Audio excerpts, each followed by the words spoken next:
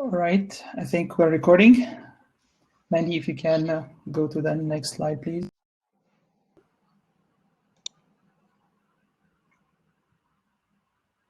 All right, welcome everyone to the second MuleSoft virtual meetup for the Calgary meetup group. My name is Jimmy Atia. I am a strategic advisor with MuleSoft customer success strategy and architecture team, and I'll be the meetup facilitator for today. Please note that this meetup is live, so for best video experience, please close any applications that are heavy on bandwidth. Also, please note that this session is recorded and it will be available on the MuleSoft meetup portal under meetups.mulesoft.com/Calgary. Today, we have a very interesting topic to discuss, which is API security. Before I go through the meetup logistics, let me first welcome our speakers for today, Mandy Wong and Usha Krishnamurthy, and we have a special guest today from Incepta, Andrew Lee. So let's start with Mandy. Mandy, can you please go ahead and introduce yourself? Okay. Hi, everybody. I'm an API and integration specialist at Suncor, and I'm doing a lot of development. And I'm also the Calgary meetup leader, so I'm really excited to host this very interesting session for all of you guys today. Thank you. Thank you, Mandy. Usha? Usha, if you can mute yourself and introduce yourself. You're unmuted. Hi, thanks, Jimmy. Hi, everyone. My name is Usha Krishnamurthy, and I'm a lead integration developer for Incepta Solutions. I have experience working in Java and MuleSoft technologies across various domains, banking, financial, CPG, aviation, etc. And I'm excited to be here today. Thank you. Thank you, Usha. Perfect. Thank you so much. Yeah, first of all, I wanted to say welcome to everyone for joining our meetup session for today. Hope that you're all doing well. My name is Andrew Lee. I am the marketing manager at Incepta Solutions, and I'm really excited to see what we can learn collectively as a group.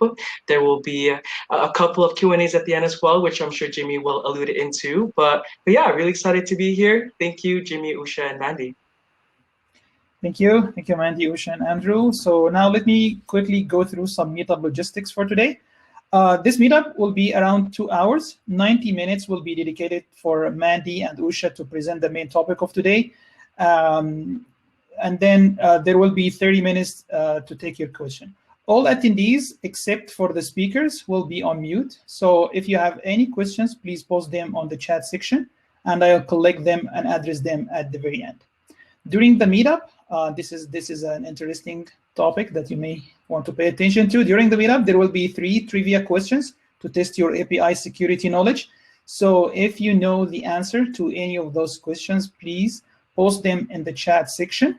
The first responders with the right answers will win free training from MuleSoft, and we will announce the 3 winners at the end. Thank you for, okay.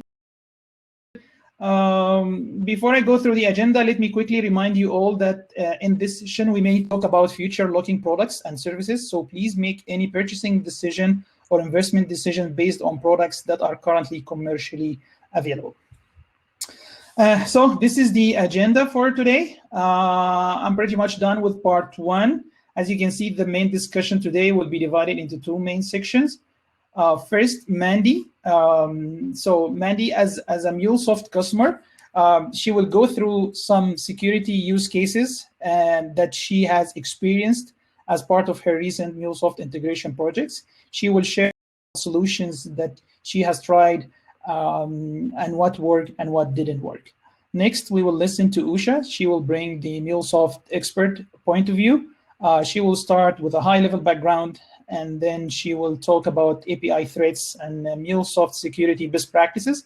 She will also talk about the out-of-the-box MuleSoft security policies and guidelines and when to use each one of those security policies.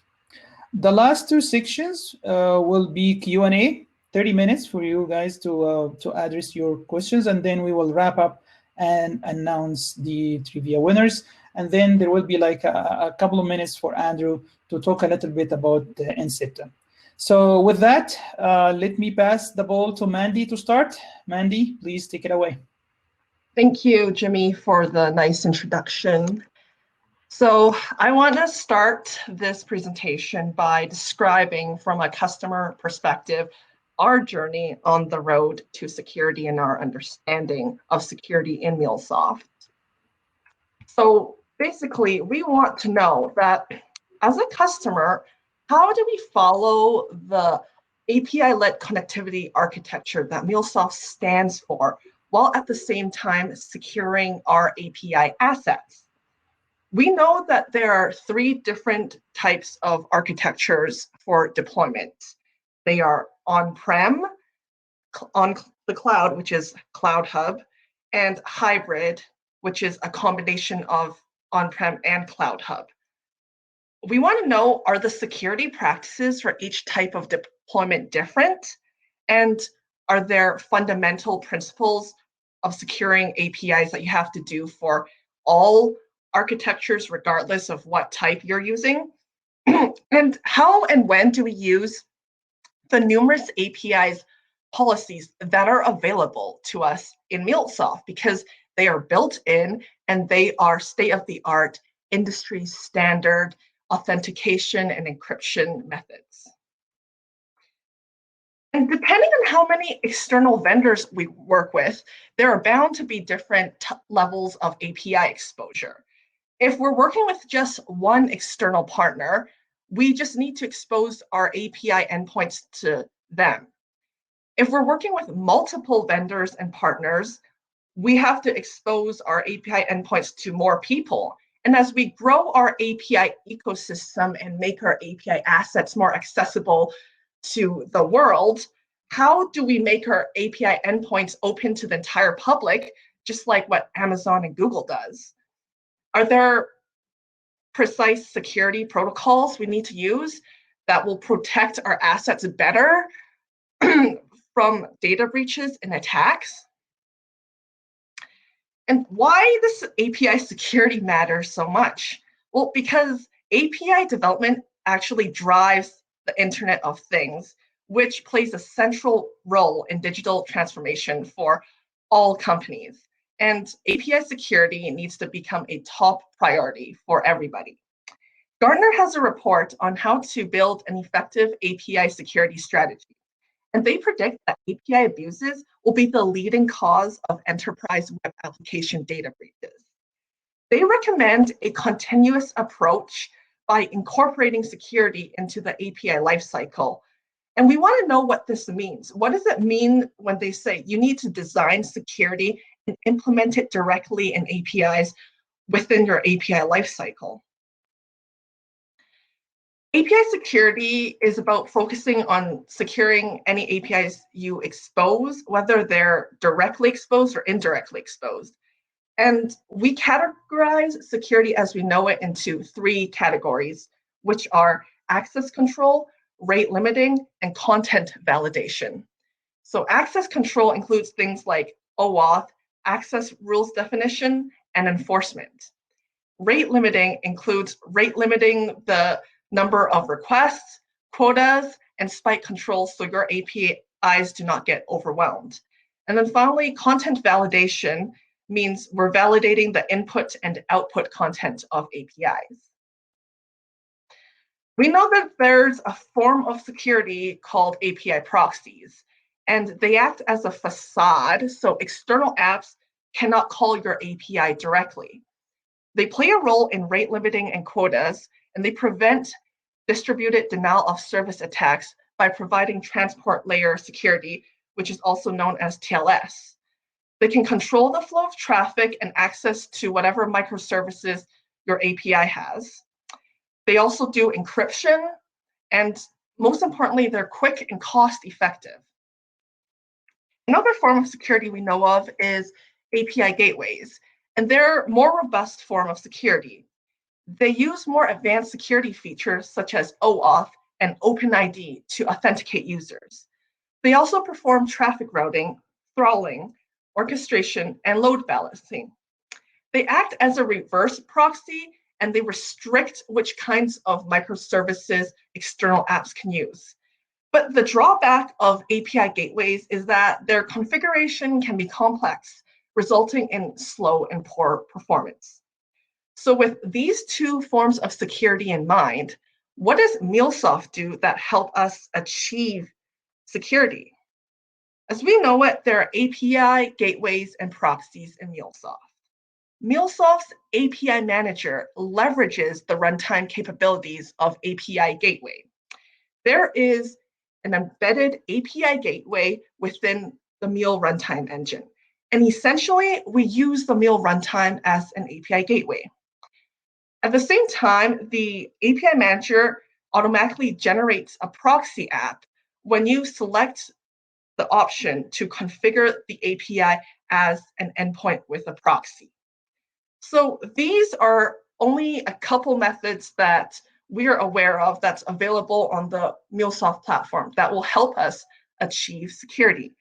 Now, I'd like to pass the ball to Usha, who will discuss in more depth and detail on what we need to do to achieve security in different situations and the different types of deployments. Thank you, Mandy, for that insight from a customer's perspective.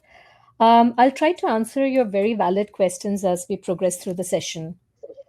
So first, let us look at the background of APIs. What is the journey that APIs have gone through? So right from 1950s to 2000s, the need for reusability and reuse was noticed. In the 80s and 90s, there was more emphasis on the interfacing between hardwares. But from 90s to 2000s, the advent of was the era of APIs. From 2000 onwards, Salesforce was probably the first organization to officially launch their API, followed by eBay, Amazon, and now Amazon has a wonderful set of web services. So what is the present and the possible future? Social media is a huge driver of API-led technology, the advent of API, the boom of APIs. And you have examples of Facebook, Flickr, Twitter, etc. Similarly, mobile applications. So most of the businesses nowadays, they try to provide a mobile application apart from an online experience as well. And the idea of easily having different front-end devices, connecting to a common set of functionalities can be achieved through APIs. And the future, of course, IoTs is a huge driver there. So with all of this, we have seen nearly 83% of the traffic that hits the internet is to the APIs. And here we can see a drastic increase in the number of APIs in the directory of programmable web, which again indicates that APIs are here to stay. So with APIs being a huge, having a huge share of the internet space, right? What are the overall security areas that we should consider when designing any solution that uses APIs? So the overall security area is not just limited to designing a single solution, but it is pan-organization. So here we have a diagram where we can see various layers that have been marked with security. So if we go through these layers, you have the perimeter security, which is the physical security that would be part of your data center. And then we have network security, which would be your firewall and other routing devices that provide a layer of security. And then you have endpoint security, which could be your gateway, proxies, which secure the endpoint that the internet is trying to hit. Application security would be securing the parameters of your application. It could be certain configuration details, etc. Because application will in turn have access to mission critical assets of your organization. So it's important to secure this layer. And finally, you would have data security in the form of database management systems, where privileges can be set for the users who have access to the underlying critical data. Again, this security, it is proactive and reactive. Proactive in the sense that the policies that govern security should be revisited often based on the trends that we see, the trends that keep evolving and the changes that we see to the trends. And it should be reactive in that constant monitoring is needed. And if there are any breaches, immediate response systems are built in so that everyone is aware of what to do given a certain situation. So this entire security can be broken up into infrastructure, solution, and data. So when we talk about infrastructure, we talk about securing the architecture, providing network VPCs, load balancing, and firewalls. And then when we come to the solution part of it, the security would be around the design of our solution, how data is being handled, and how connectivity is established with different systems. And finally, when we talk about the data itself, how is the data stored at rest or in transit, and what are the access control restrictions that we have for the data? So these are the overall security areas that are very important when we design any solution. And always remember that security is not just one person's job, right? So you should always design it in such a way that we have various levels of security throughout the organization. So this is an example of a breach that was faced by Panera Bread, in which SQL injection attack led to sensitive data being exposed. So an ethical hacker did this, and he was able to retrieve a lot of information not intended for him. And these are some other examples of incidents of breaches. So, for example, Facebook, they had nearly 50 million accounts hacked. And Capital One, they had, this is extremely worrying. They had a lot of social security numbers and SIN numbers, bank accounts that got exposed. And similarly, Equifax, nearly 147 million customers were affected. Their accounts were hacked. So these are several incidents that we got to know because it involved big organizations, but there are many that might go unnoticed, and the users might not be aware of the breaches at all until it's too late, right? So next, if we look at the reports and trends, data breach is extremely costly. On average, it costs $7.9 million. And 65% of the top 100 banks, they have failed web security testing. So again, these are all pretty worrying figures in today's times. So what are the different types of cyber attacks that we can have? We have malware, in which malicious code is injected into the client software, whereby it can cause data to be disrupted or corrupt. Web-based attacks is when a user might be unintentionally forced to perform an action by clicking on a URL, etc. Web app or injection attacks is when data is injected in such a way that the malicious user can retrieve more data or can cause harm to the system. Phishing, this is something that many of us would be familiar with because we might receive regular emails from our network team, prohibiting us from opening phishing emails. So this is when data which it could come as if it's a genuine source, and the user might click on some data and provide information such as the username, password, etc.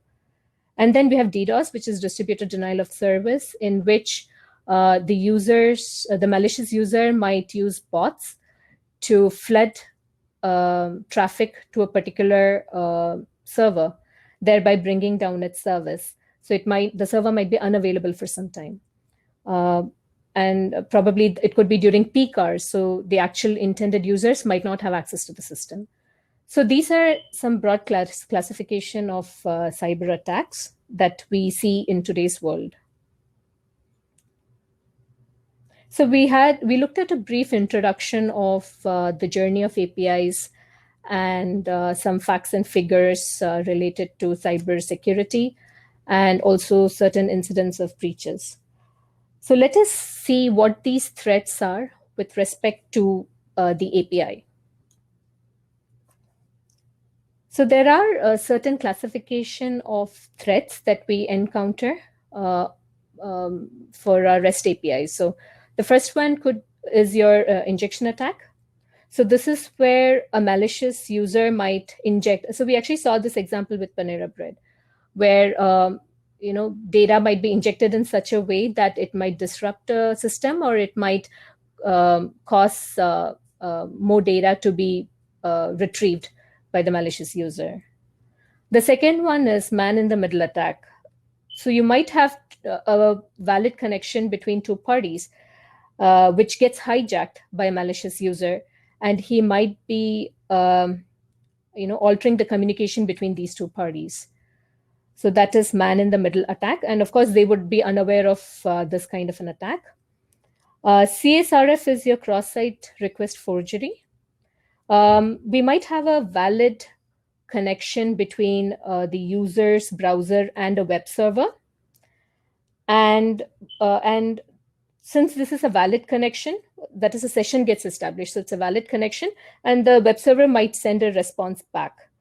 It might so happen that the user in the next request, the user might be forced to perform some unintentional action, such as requesting them to click on a URL, which might cause some harm. So in this way, the user might click on a link that might perform some unintended action on the server. So this is cross-site request forgery. The next one is broken access control. So we might have a valid user here who has access to a server, but he might provide data which is not meant for him and retrieve the information of some other user. So this means that the access control to this web server is broken. The next one is distributed denial of services. So again, this we already talked about this, DDoS. So this is where the attacker might use bots to flood traffic to a server, thereby blocking it and bringing it down so that the actual intended users might not have access to the service. Web parameter tampering, again, this is similar to your injection attack, where web parameters, which exchange between client and server, can be tampered with. And finally, we have sensitive data exposure, where sensitive data which is at rest or in transit is not encrypted, and it can lead to its abuse.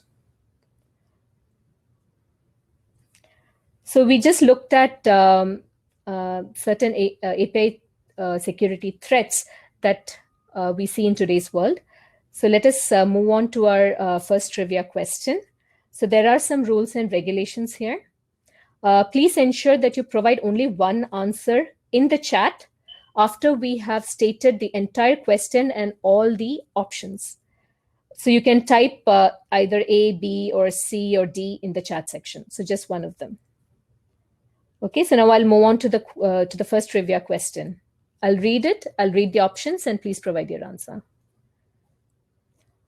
A user clicks on a URL or image in a legitimate banking website and sees a transfer of $1,000 to some random account. This was unintended action on the victim's part. What is this type of attack? A, man-in-the-middle. B, cross-site request forgery. C, broken access control. And D, injection attack.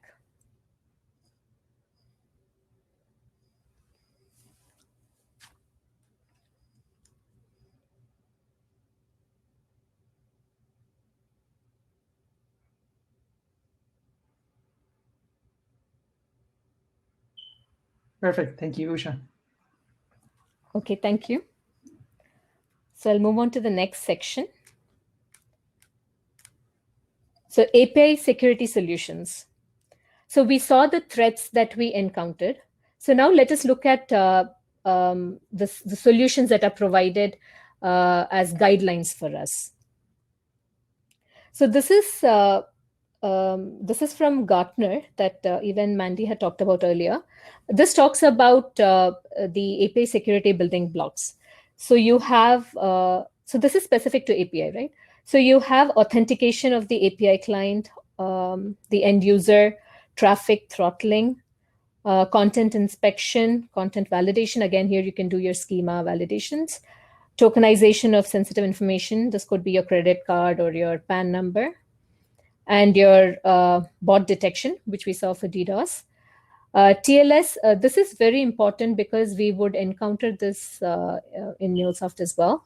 A lot of the communication that happens is backed by two-way TLS. Content encryption, decryption, and token issuance, third-party identity provider, and XML SOAP security, etc. Apart from this, we also have certain industry standards and compliances that have been charted by organizations such as GDPR, which is your European Union regulatory board. You have ISO, which is a standards or international standards organization. PCI is for your payment and card services. And AICPA SOC is your regulatory board for the United States. So MuleSoft is compliant across all four of them. And apart from this, you also have PSD2. So PSD2 is actually Payment Services Directive, which was released in 2015, which loosely it states that the banks in the European Union would be exposing their services as APIs to third-party vendors. So since this was this talks about opening up very sensitive information to the larger community, it is through APIs. It is very important to have regulations in place because this data can be accessed throughout the world. Even though this is a directive that came in the European Union. And similarly, our government of Canada also specifies standards regarding regulating APIs. So we saw how organizations are actively involved in this space of securing APIs. Next, let us look at some of the best practices of API. So always remember that your API security should be a design principle and it should not be an afterthought, right? You should not design best practices at the end once you have completed your solution. It should be an integral process of your design. So let's look at API security best practices. So the first one is API design. Always keep your always design your API in such a way that it is resistant to attacks. This is a fundamental principle. And limit or restrict access to end systems. An API should only do what it is meant for. It should not have access to systems that it would not be needing. And share only minimum and required data. So sometimes we see that whenever we place a request, entire payload is sent or entire set of data is sent for all the endpoints. So we should try to avoid that and send only data which is relevant for that endpoint. The next is framework design. We have to audit access to sensitive data. This is very important so that we can find any suspicious usage of an API that has access to sensitive data during peak or off-peak hours. Log and monitor for usage, performance, and activity. This is a given always. Integrate security testing. So this is very important nowadays. Instead of only having stress testing in your UAT or staging environment, try to have a more integrated security testing. Testing could be for your endpoints, for the accesses they have, etc. Use gateways and proxies. So this was covered by Mandy earlier. So use gateways and proxies instead of just whitelisting your systems. And object stores. So do not store sensitive information in memory. Again, this is a given.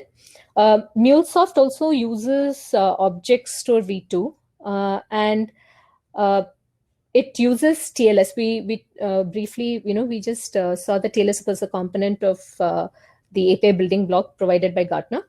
So it uses TLS for secure transactions, and the data which is actually stored on Object Store is encrypted. But as per best practice, you should, if there is sensitive information, you should add another layer of encryption. And then we have transport level secure communications. We have to enable TLS 1.2 or subsequent versions.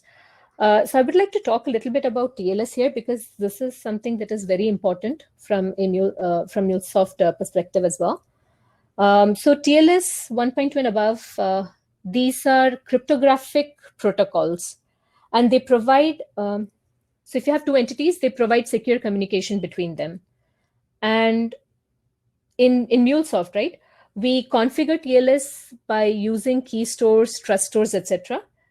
And for example, if we talk about two-way TLS, that means that it is two-way secure communication. So you, on the server as well as client, which are the two entities that would be communicating, you would have trust stores and key stores on both of them.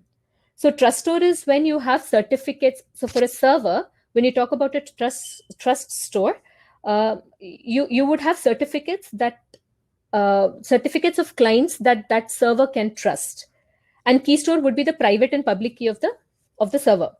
Similarly, for a client, for a trust store, you will have certificates of the servers that the client can trust, and key store is when you have private and public key of the client. So basically, this offers different ways of authentication, encryption. Basically, it covers your message integrity. Okay. And then you have identity and access management. Nowadays, this is very important, because without this, you will not know if the right person has access to the right resource. So always authenticate and authorize before any action is performed. So what all can you authenticate? Authenticate means to check the validity of the entity. So you can authenticate the users and the applications that have access, API server, etc. Authorization would be for the user and the application. And for this, you can use open standards such as OAuth 2, OpenID Connect, etc. So for example, your OAuth 2 is your is a secure delegated, it provides secure delegated access to your client applications. Similarly, you have single sign-on.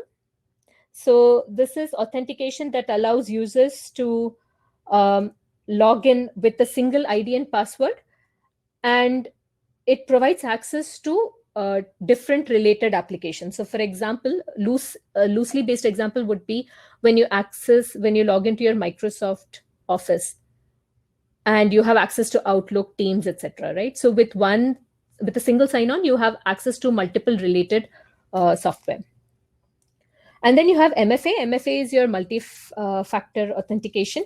So this is when your user can have access to an application by providing two or more factors. So it could be like your OTP that you receive on your mobile, or your you have Google Authenticator, or even your email, etc. Okay. So here, this is an example of how IDB can be leveraged to authenticate and authorize a user. So you have a user and an application. So instead of directly sending the request to the endpoint to retrieve, say, orders data, you would send the request of authentication and request for a token to the identity provider. And then the user will be authenticated and a token will be issued. Now the application can call the API with this token. Once the API receives the token, it will validate again against the IDP. And if okay, then it will know that the user is valid and has the right authorization to access the requested resource, and it will send the asset or the resource back to the user. The next category would be data security and principles. So here, always treat all data which is submitted as untrusted, and you validate it before processing.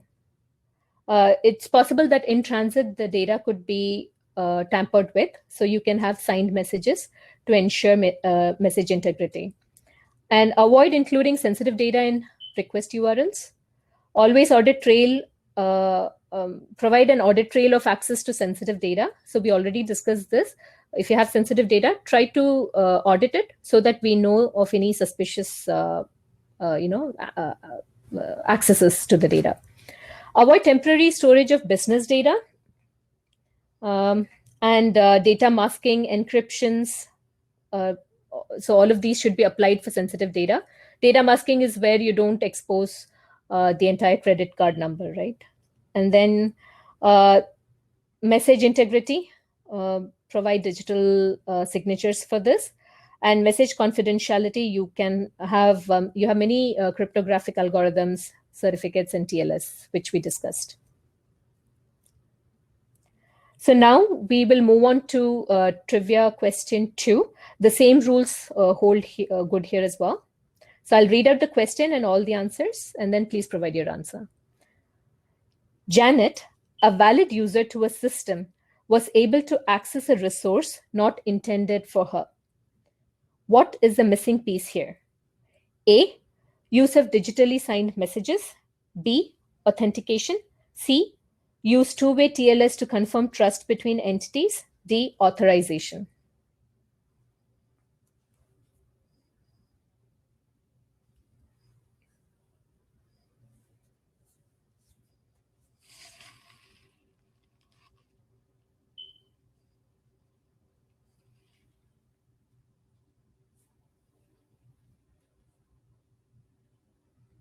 Perfect. Thank you, Usha. Thank you, Jimmy. Okay, so I'll move on.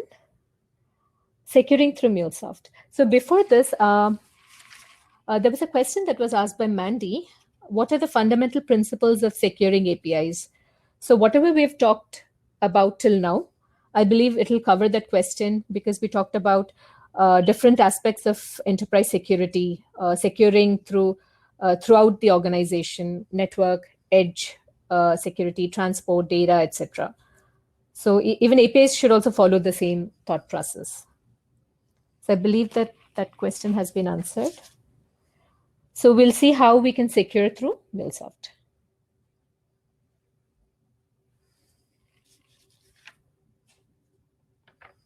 Okay, so deployment, anypoint deployment strategies. So fundamentally, we can have MuleSoft, it promotes 4 types of deployment strategies: Cloud Hub, hybrid, anypoint platform on private cloud, and anypoint runtime fabric. So if you look at Cloud Hub, it is where integration itself is provided as a service. So integration platform as a service. And here we don't need to spend time time and resources on configuring the environment or the infrastructure. And we can also have VPCs defined in Cloud Hub in case we want to access data in a private network.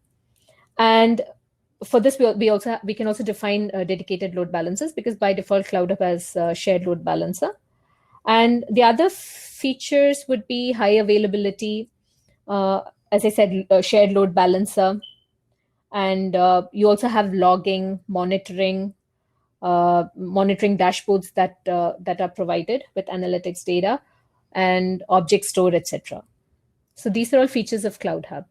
Hybrid is when you have the control plane in your control plane is the management plane that is given here. This is on cloud, and it is taken care of by MuleSoft. And the customer hosted runtime, the runtime plane is in the actual on-prem environment. So here, you can use Runtime Manager to deploy your applications, and you also have applications on your on-prem servers, Mule servers, and you also have high availability monitoring, etc. But you don't have load balancing. This is something that you have to provide on your own. Logging, again, logging feature, you would be logging to an external external system, and then object store and all. And then we have Anypoint Platform on private cloud. So the use case for this would be when you have very strict governance in place, where even no data should reside on cloud. So in that case, the management plane would also come under the preview of the on-prem environment. So here we do have so all the management capabilities. This would be moved to your on-prem or private cloud environment. Again, you might have you can have high availability alerts, etc. configured. And then you have Anypoint Runtime Fabric. So here, this is like a container service that would run on your customer managed infrastructure, which could be on your Azure cloud or your AWS VM, etc.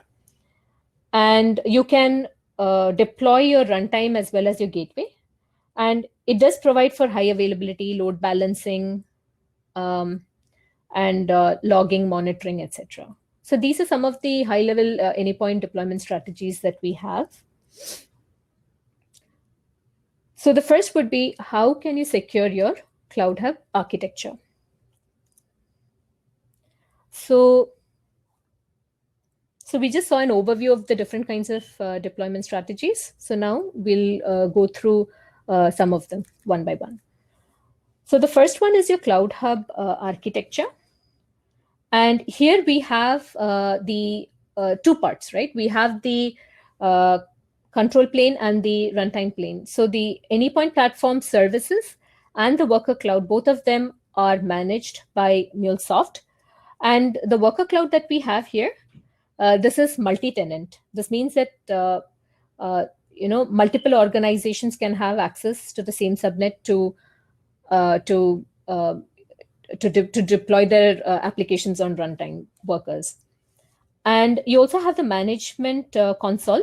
So that is also multi-tenant, right? And you have monitoring, load balancing, etc. So how is security achieved? When we talk about a multi-tenant environment where different organizations can have access to the same subnet, how is it achieved? So this is by this is done by making sure that none of the individual workers or Cloud Hub, it does not get hold of the payload directly. So in that way, there is an isolation between the different tenants. And also here, Cloud Hub, so there is always constant communication that happens between your Cloud Hub platform services and your worker, right? And this communication is also secured. And it is secured with your SSL client certificate authentication. And similarly, you know that whenever we deploy our applications, we have certain secure properties. And those properties cannot be viewed on console. So that way also, so none of the other tenants have access to those properties, or no one can view those properties. So that way also, security can be achieved in a Cloud Hub environment where everything, like the management and the runtime plane, everything is on cloud in a multi-tenant environment. And similarly, we also have shared load balancer here. And this shared load balancer, right, it will support TLS 1.2, and it provides load balancing. The only thing is that you cannot provide custom certificates here. Apart from this, security can be achieved by your API manager, secret manager, access manager, monitoring, alerting systems, etc. So we'll mainly be talking about API manager here. So API manager, what is it?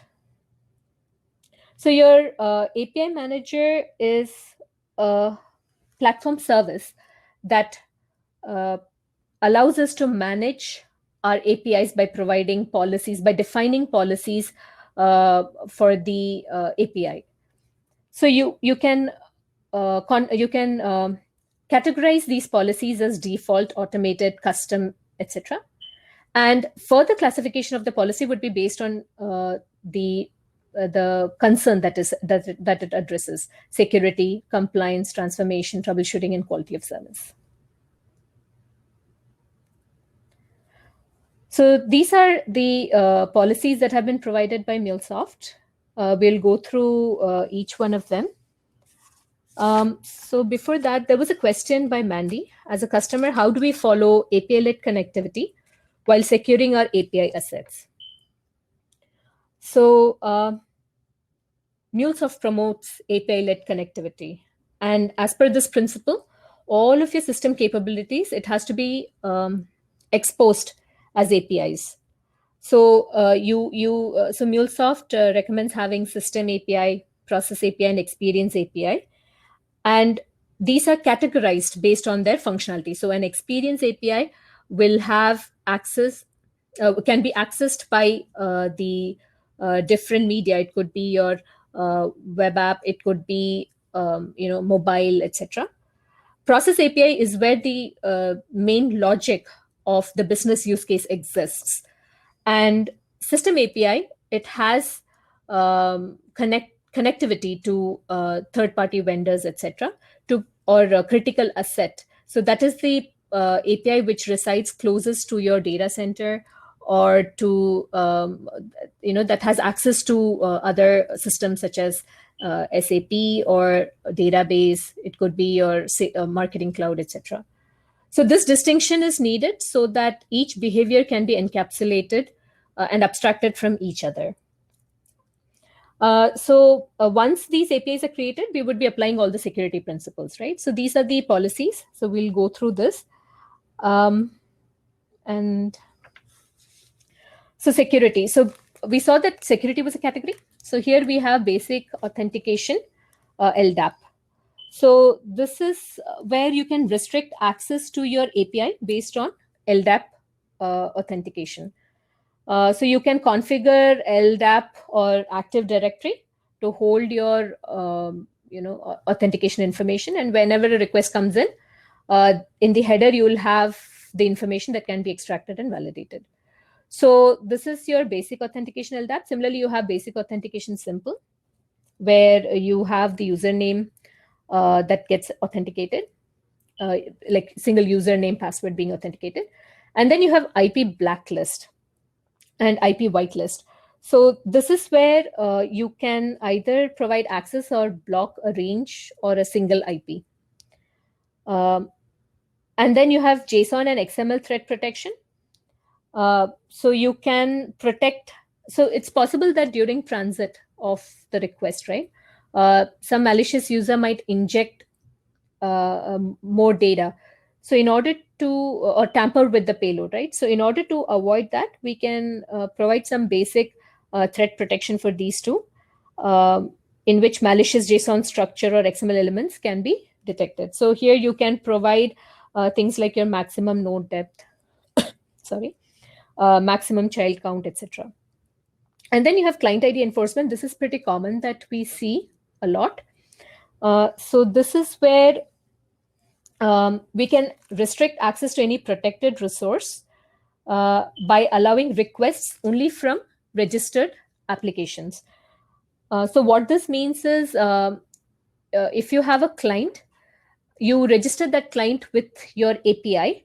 And once you register, you will have a client ID and secret. So every time a request comes from that client, they should also provide the client ID or client ID and the client's password or client secret information along with the request, which will be extracted and validated to see if that client has access to the API.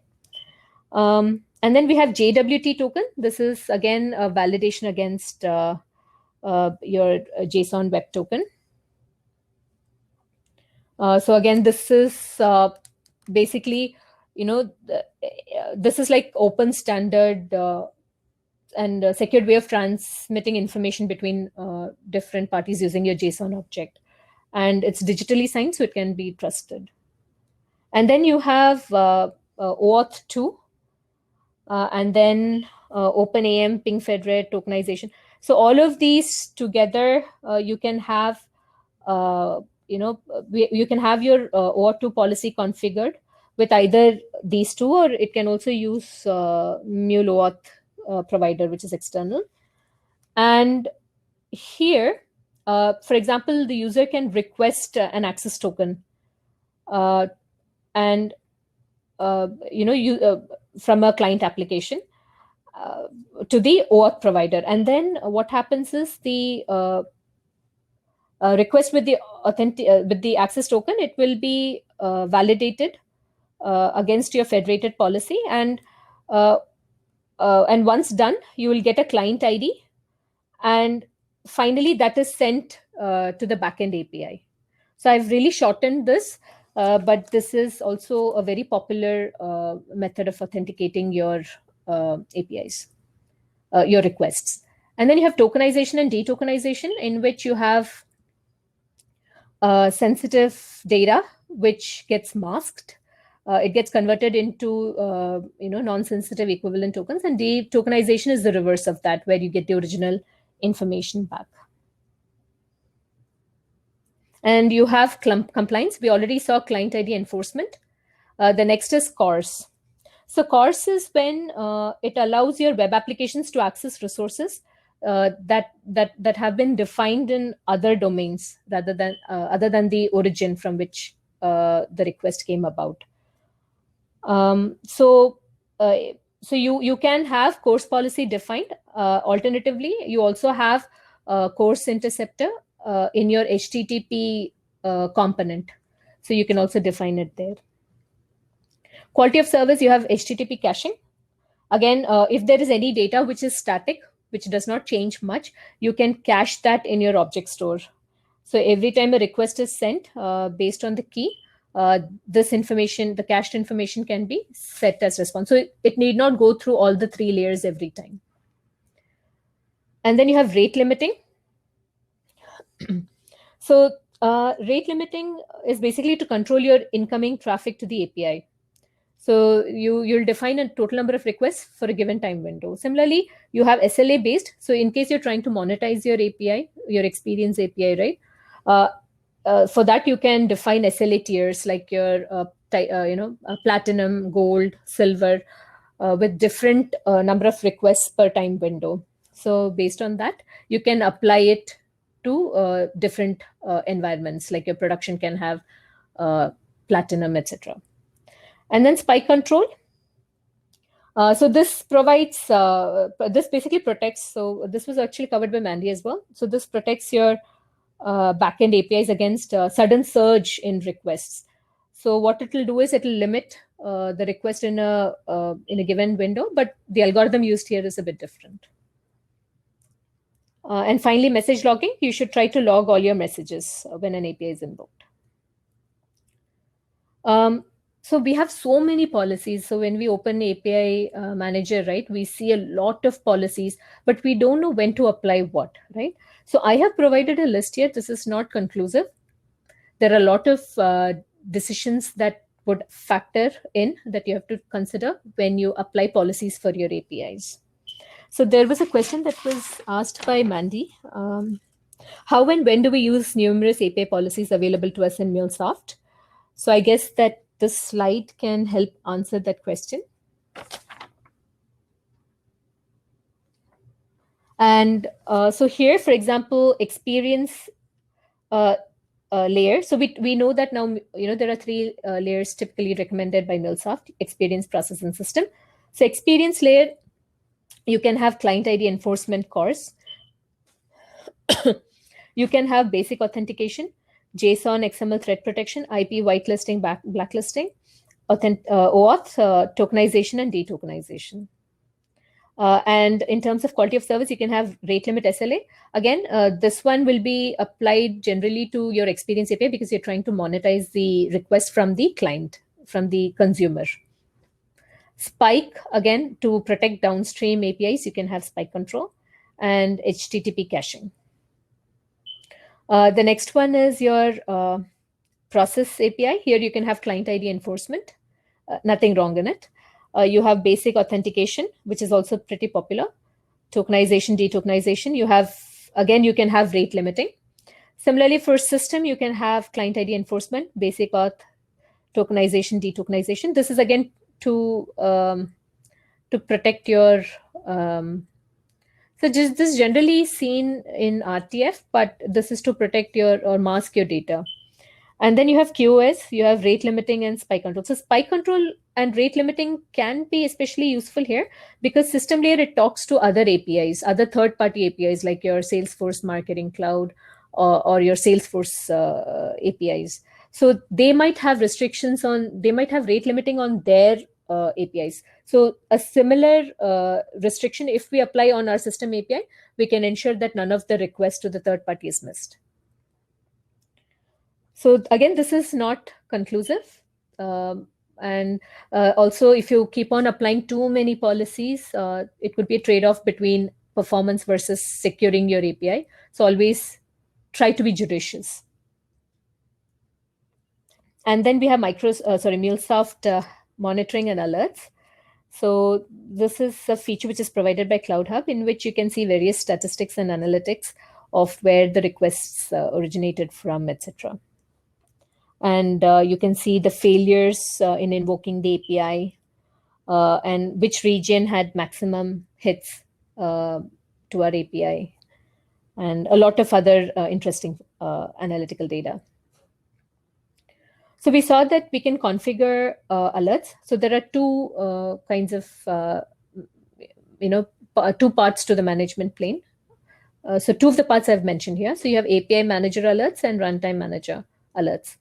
So API Manager alert is when you can set alerts such that it flags one of the following problems. So either an API request violates a policy, request received by the API exceeds a given number in a given time window, and the API returns a specific error code, and the response time exceeds the given amount of time.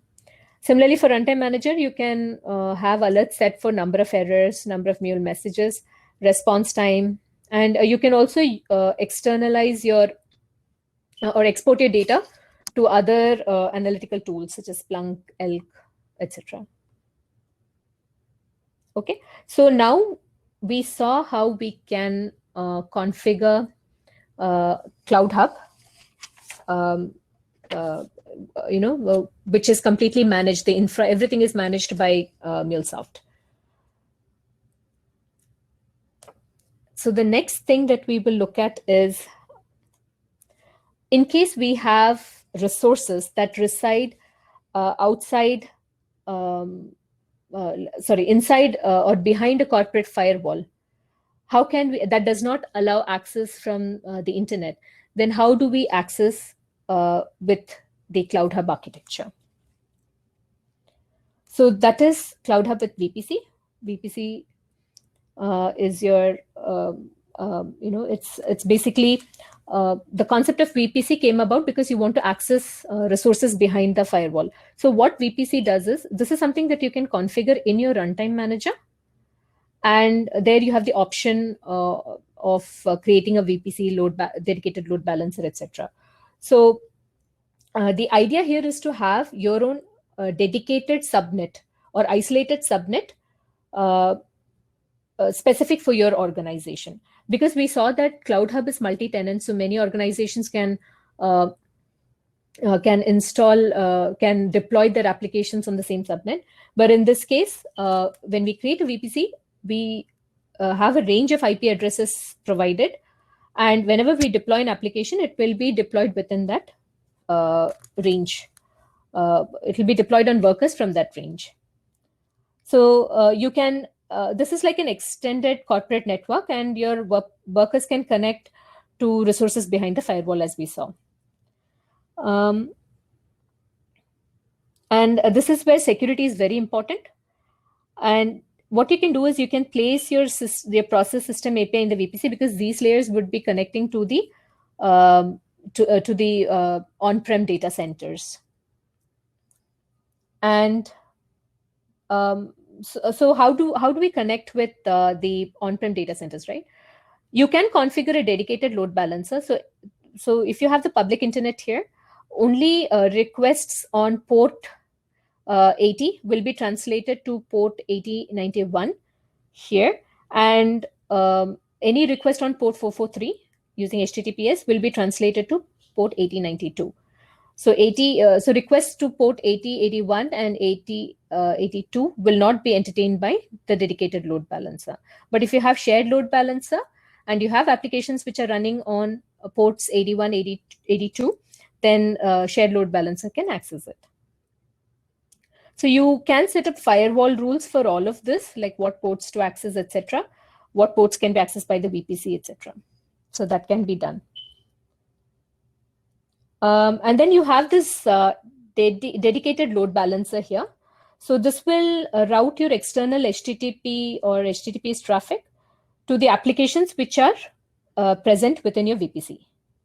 And it does this by using a mapping list. So you can have a DNS record. So you have a DNS if you want to provide a specific domain name. So it will retrieve.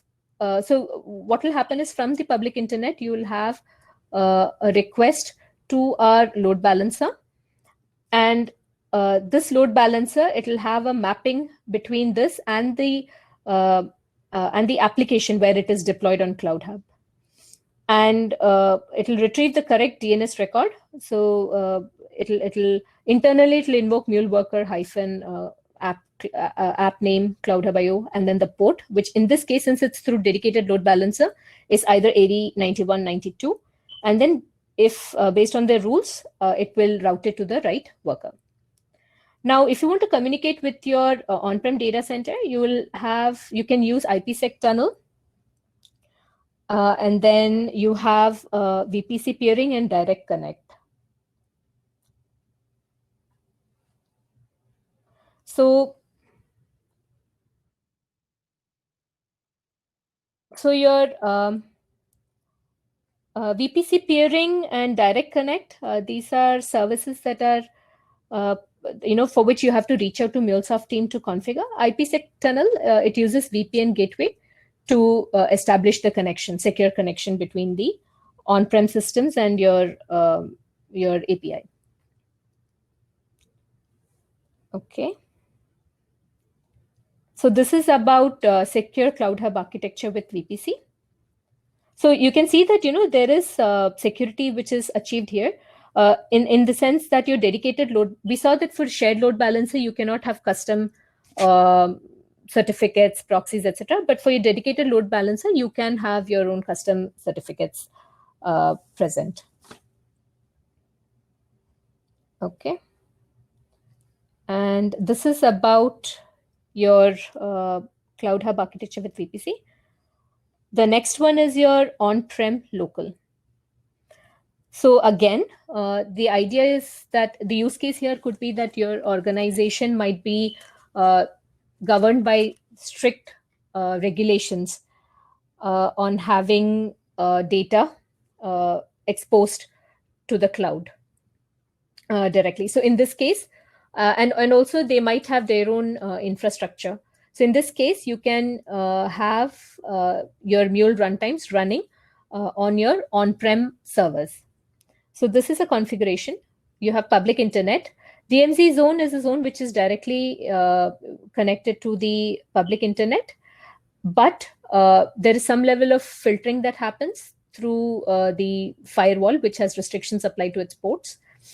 And similarly, you have another firewall here, which has more restrictive access to your internal network. You have Mule runtime running as cluster. In this case, we are showcasing a cluster which is managed by the network team. So again, in this, the problem with this is that the infrastructure is heavily managed by the network team, so every single component that we see here will be provisioned by them. So we have a load balancer here. So on-prem local installations do not have load balancers. So this is something that has to be provisioned. Similarly, cluster management. In this case, we have the team clustering the Mule runtimes. And these runtimes, they have access to the on-prem data, on-prem critical assets. You can have API gateway here, which will manage the access to the APIs. Another way, which is more common, is that you can create a cluster. You can manage this environment. Instead of the network team creating the cluster, you can do this by using your Anypoint platform. So there in the runtime manager, you can bring in these servers and you can cluster them. So in that way, MuleSoft will have a better control of clustering the environment. So this is another option. So in the demilitarized zone, again, you can place experience layer, which can be accessible to the public internet, and your process and your system layers can be within the internal network. So this is an architecture. This provides demarcation of security, and it is highly secured, except it might be a bit cumbersome to manage the infra. The next one is your runtime fabric. So runtime fabric, it is a container service that basically automates your deployment and orchestration of Mule applications, and then your your API gateways. So what is the use case here? So many on-prem organizations, government organizations, again, they might not prefer to have their data on cloud, their infrastructure on cloud. So for example, Cloud Hub, right, which is managed completely by MuleSoft. So in this case, they can deploy on private cloud in a containerized manner. But having this sort of an architecture where where it is not managed by the runtime fabric, right? Where the problem is that you don't have any load balancers. So you do have Kubernetes, you do have Dockers to bring up your Mule runtime instances, but it has to be managed completely, like the image, etc. Everything has to be built by the concerned team. So you need a level of expertise in Kubernetes, Docker, etc. And then there would be no load balancers, automatic load balancing that happens. So you would have to provision a load balancer for this case. And apart from this, downtime, right? So generally we aim towards zero downtime, but when we try to have an environment, a containerized environment running Mule runtimes on private cloud without runtime fabric, we might not achieve zero downtime when we do redeployments. And similarly, when there is any patch that needs to be applied, it has to be a manual process. So because of all of these, MuleSoft came up with Runtime Fabric, which aids with with providing containerized runtimes for on-prem installations. So the idea is that Runtime Fabric will simplify this process, of course, and they will incorporate all the best practices of Kubernetes, MuleSoft, the cloud on which we are deploying such a containerized environment, right? So it will include all the best practices across all of them. So when we look at standalone, we saw standalone here, okay? So this is like a standalone environment. The problem here is that, we have one environment in which we have one Mule runtime in which we can run multiple applications. But all of these applications, they would be sharing the same system resources like CPU, memory, disk space, etc. So in Runtime Fabric, it eliminates that by having one pod with one runtime and one application deployed. So this means that there is a level of isolation between all the applications which is achieved. And similarly, you can horizontally or vertically scale. So what this means is, in case you're running your application and you see more number of requests coming in, so either you can increase the processing power of this pod, or you can you can scale the application horizontally by adding it to another pod. So that way you can achieve horizontal and vertical scaling with zero downtime. So even when you redeploy, because of horizontal scaling, when you're doing any redeployment, there'll be zero downtime, similar to the feature that we have in Cloud Hub. And then you have, and the other advantage here is, on your on-prem local, here all the applications, they'll run on only one Mule runtime. But here you can have multiple runtimes. You can have Mule 3, Mule 4, etc. Running in the same environment. So in the case of Runtime Fabric, right, you have so many organizations that are coming together. So what is the responsibility that is shared across all of them?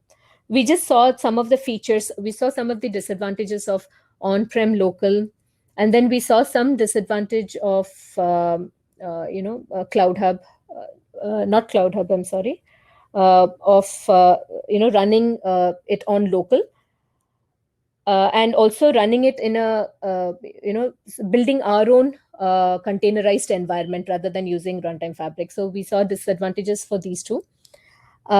And we saw the advantages of Runtime Fabric. So the other point that we need to make here is the shared responsibility model.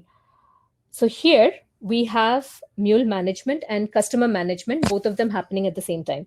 Mule management will be across your Mule runtime and the other Runtime Fabric components.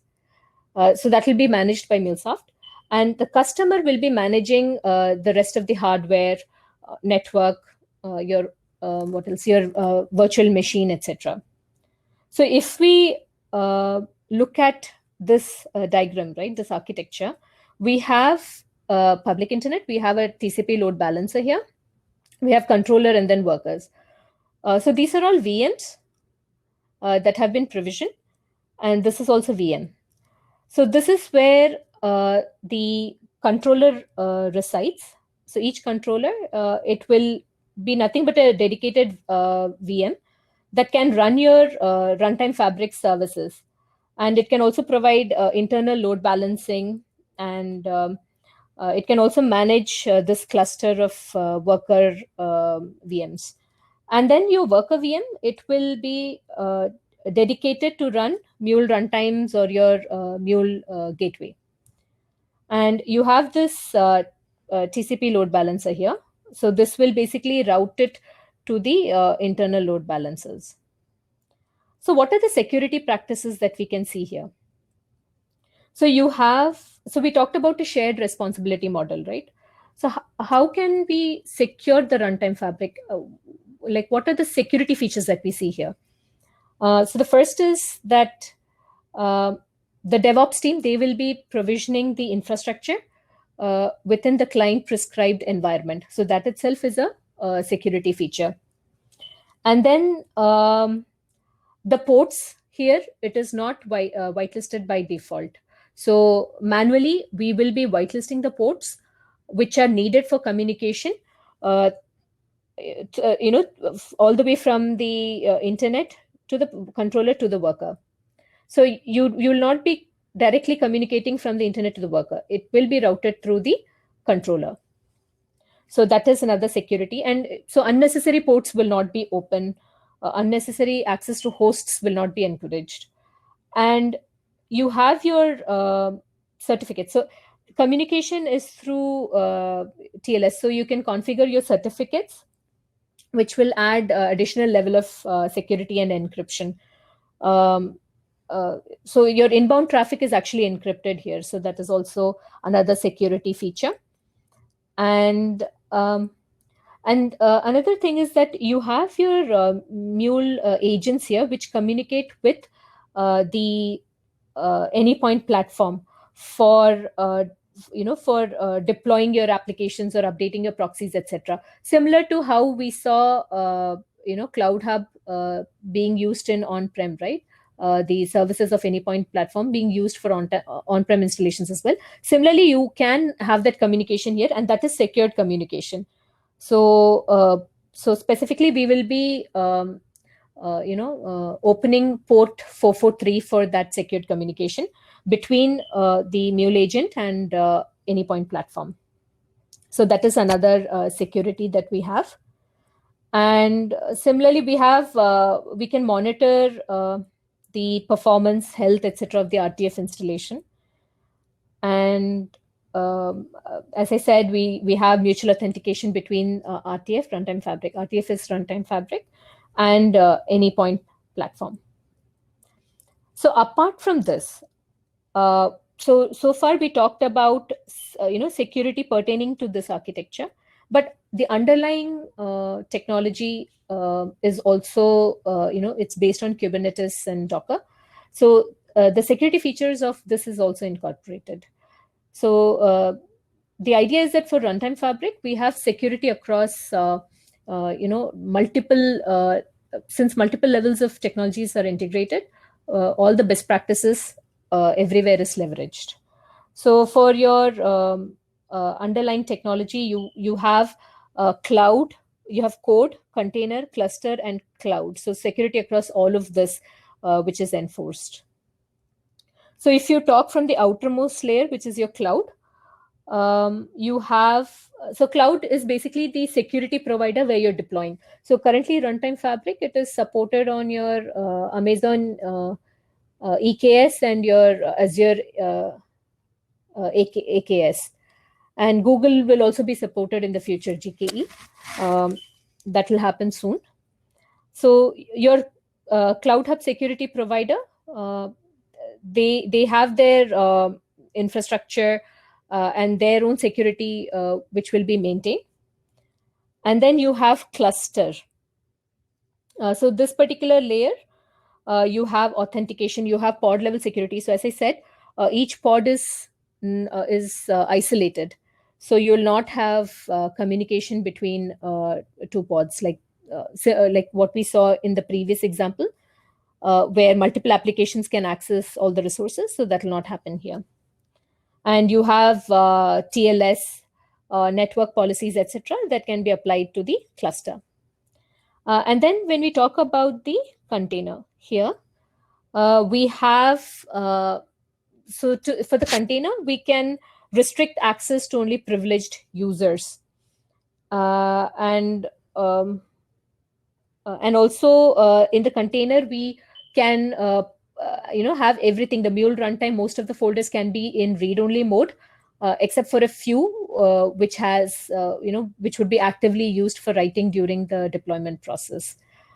So that is another. And code, for your code, this would be the code that you deploy. So all your security best practices that we have seen so far can be applied for our code.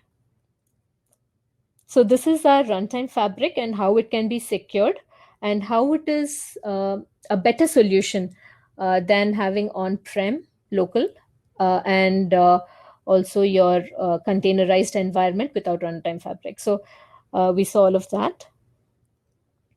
And then you have customer hosted runtimes on private cloud. So I'm not going to go into greater detail here, but I will try to provide an overall idea, because this is for very specific use cases and not much in use. So here the idea is that you'll not be using a containerized environment, but you'll have Mule runtime similar to your on-prem model that we saw running in a cluster. So here we have Azure Cloud. To access on-prem data centers, we can use VPN gateway. And again, your security will be across different layers. So you'll have the network team having an external firewall that restricts access from the internet. and you'll have further restriction by the use of internal firewall. So DMZ zone will have access to the internet, restricted access to the internet, so that your external applications can access your Experience API, which can further connect to the process and system API within the internal firewall. And finally, the system API will have access to the resources, critical resources here.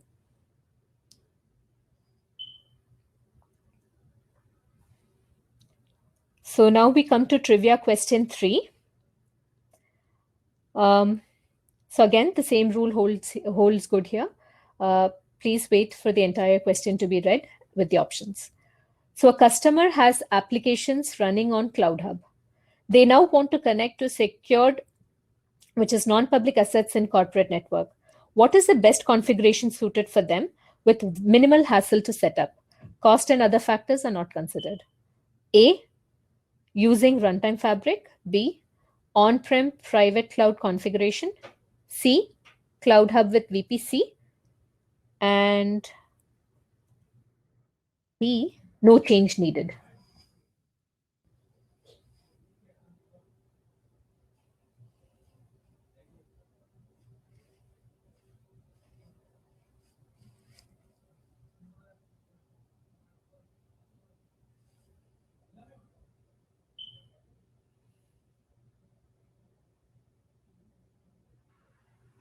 Great. Thank you, Usha. Okay, thank you, Jimmy. So I'll move on. So we saw the different topologies and how they can be secured. And one of the questions that was raised by Mandy was, how do we expose our API endpoints to just one partner, to multiple vendors partners, or to the entire public? So I believe that this is about your public and private API, right? And we saw how we can have private APIs that can have access to critical assets by the use of VPN tunnels and direct connect and VPC peering, etc. And similarly, when we have multiple vendors in the picture, similar design principle can be followed. For public API, again, we do have firewall that restricts some access from the public internet at large to the API. But apart from this, so if you look at Google, Amazon and all, they have very strong authentication feature. So I guess that authentication, encryption, etc., should be more in place for access to the general public. And again, as I mentioned before, it's a trade-off between how you're securing your API. If you keep on introducing more and more policies, it might slow down the performance. So it's better to evaluate the need, the use case, which plays a very important role in determining what policies you need to apply. And the next question was, what security policies do we use to protect our API assets from data breaches and attacks in each of them? So this is also something that we covered. We talked about encryption, client auth, CORS, etc. And message data level security policies that we saw. So I think all the questions have been covered. Okay. Yeah, all of the questions have been covered. So is API security achieved? So we have implemented all of this. We have decided on the best architecture to implement. But how do we determine if API security is truly achieved? So perform test attacks on the API yourself. There are a lot of tools out there and applications that can be used to test the policies. And then you can also have the organization security department to validate, because we saw that security is pan organization, right? So we can include different departments as well in the security testing. We also have ethical hackers who can assist us in assessing our API security. And so this is a very interesting service which is nowadays provided. In fact, even my organization also provides this. So here what happens is we have, so for example, we have completed this sprint, the current sprint. So pen test engineers, what they would do is they would get access to our code that was delivered in the previous sprint, and they would conduct tests, and they would try to find out any coding issues or vulnerabilities, and they'll provide a report on the dashboard. And all of this can be addressed as part of our next sprint. It can be fixed in the subsequent sprints. So this is a feature which is nowadays provided by a lot of organizations, and it is gaining traction because API security has become so important, and it is continued to, and it's expected to continue as well in the future. So this is where we can embed security test as a service within our SDLC. So these are some of the testing areas that we have. We have credentials, authentication, authorization, cryptography. So we've discussed some of this. Again, your file systems, how we log data to the logs. We have to ensure that we don't log sensitive data, because this is actually something of a miss sometimes, where in development you might log all the information and the same thing goes to production. So always ensure that the log level is changed before you push your code to production. So these are some of the security testing areas that we can consider. So what are the key takeaways? So know the big picture, infrastructure and business. So security is not just about your particular API. It's about securing your assets throughout the organization at different levels. So always plan with that in mind. And remember that security comes at a cost. It's an unfortunate cost, but nevertheless, it is there. And there will always be side effects. So if you keep on adding more and more policies, it's possible that there could be a performance downtime. So always recommend what is right, what is needed. And remember that there is no one way of doing it. What works in one particular use case, it's not necessary that it will work the same way for another similar use case. So there is always some level of customizations that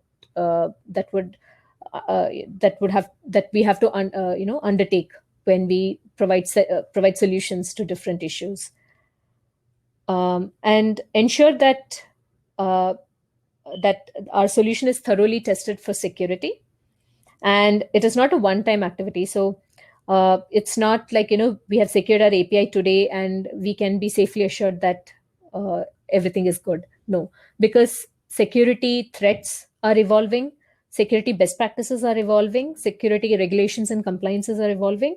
So even the security implementations that we have will also evolve. So it's not a one-time activity.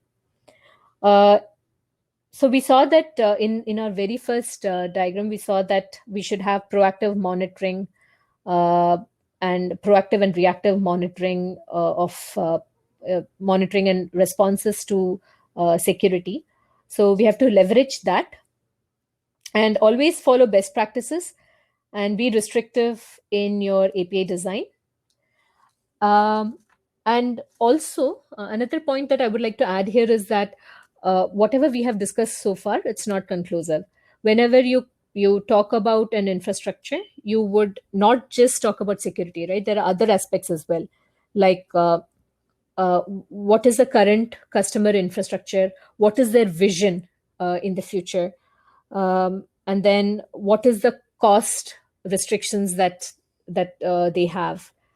And what are some of the regulations that govern their region or their customer side? And what is the level of scalability, high availability that they're expecting? And in terms of data, what kind of data protection they would need? And also how involved the customer wants to be in the journey of protecting their resources. And of course, security. So all of these things, and probably many more that I've not included, will help you decide the best architecture, the best path for you to select and start your journey on. And also discuss in the community.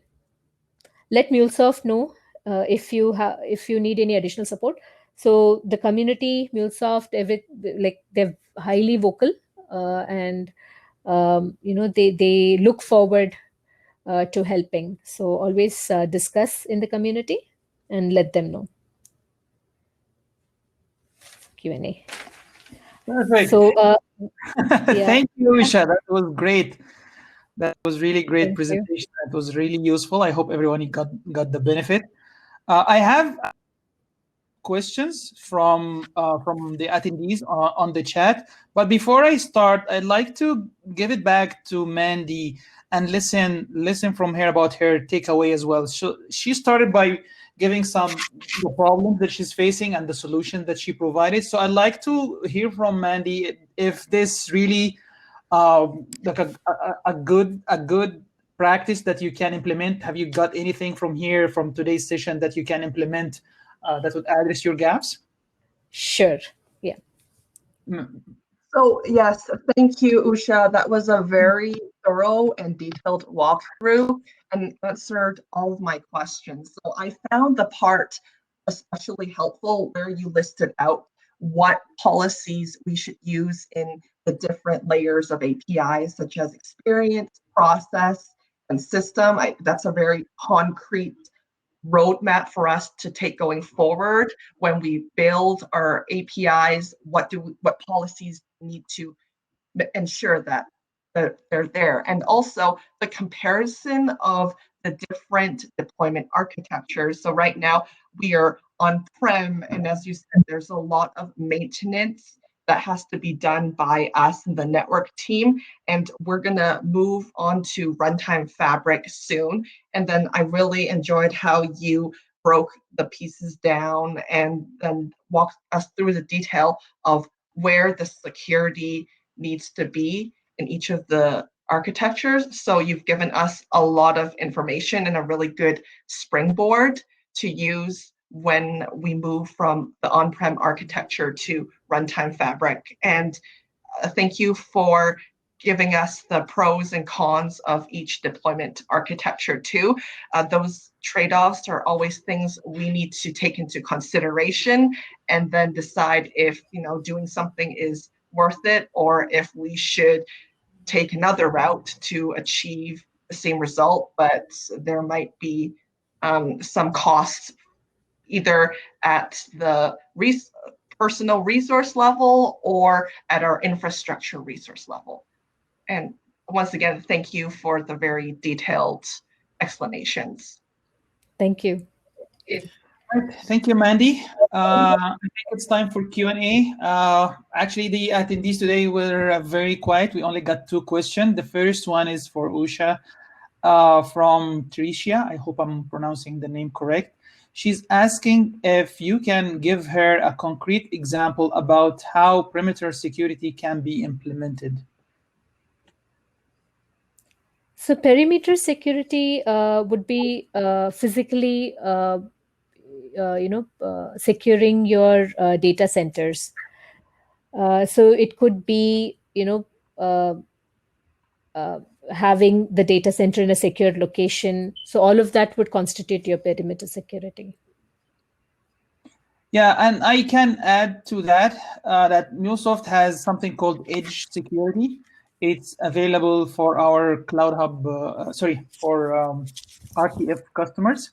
You can implement a few policies like IP whitelisting, HTTP limits, denial of service attack as well on the edge of your network. So it's not available for Cloud Hub. It's available for on-prem users. All right, second question from Tushar. How to secure your non-REST applications? So he provided an example for an application pulling from any point in queue. So he's asking, apart from the connector built-in security, is there any other way or other policies that they can use to secure this application? So it's an app. It's not really a RESTful API. So if you have, so you do have security for your SOAP calls, right? So that is, again, that is built in. So I guess the majority. Yeah, please go ahead. Yeah, so my idea is like most of the security policies provided by the API manager, the majority of them are for HTTP connectors. But for non-REST applications like listening from any point in queue, you already have server-to-server communication. Like you can only restrict communication from the MuleSoft app to the server that is hosting. This is Anypoint MQ. So you can again restrict the IPs, the server that is listening to the MQ, and you can also on the top of my head, I think one of the security policies that you can use is tokenization. But tokenization is only available for RTF customers. It's not available for everyone. So those are the two things on the top of my head that you can leverage. All right. So thank you, Tricia and Tushar, for your question. If there is anything left or any more questions, please post it on the chat now before we just go ahead to the next section and wrap up. All right. Thank you again, Usha, for Q&A. So I think let's move ahead and wrap up the session for today. Can you move to the next slide, please? Oh, yeah. So it's time to announce the winners of the trivia questions. Go ahead, Usha.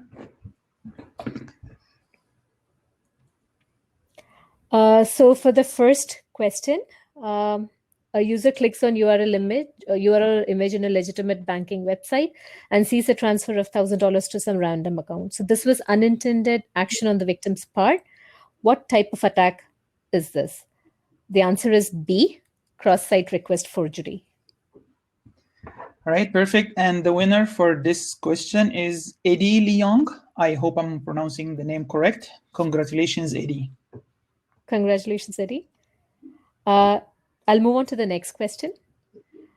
So Janet, a valid user to a system, was able to access a resource not intended for her. What is the missing piece here? The answer is D, authorization. And the winner for this question is Kishan Nalajirla. I remember Kishan from a couple of other meetups that we had. So he's an active member on our MuleSoft meetups. Congratulations, Kishan. Oh, lovely. Congratulations, Kishan. And then trivia question 3. A customer has applications running on Cloud Hub.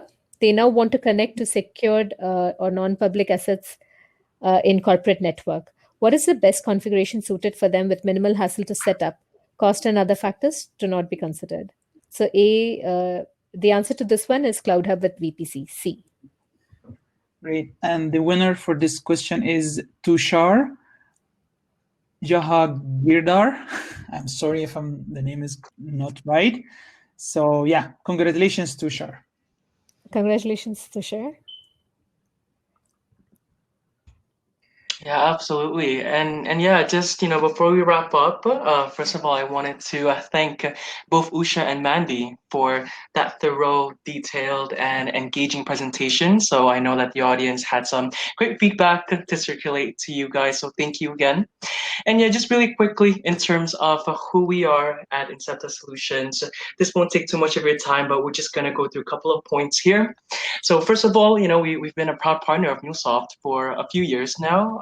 Here's a quick fun fact.